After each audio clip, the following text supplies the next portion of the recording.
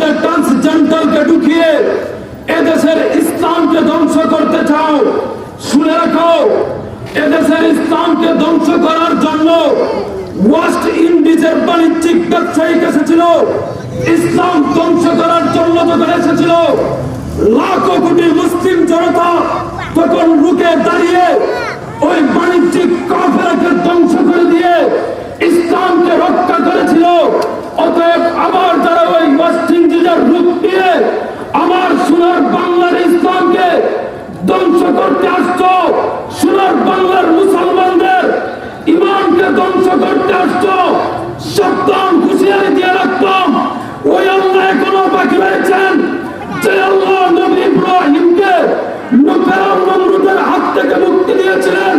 ওই আল্লাহ এখনো বাকি রয়েছেন, যে আল্লাহ নবী মূসাকে ফেরাউনের হাত থেকে রক্ষা দিয়েছিলেন।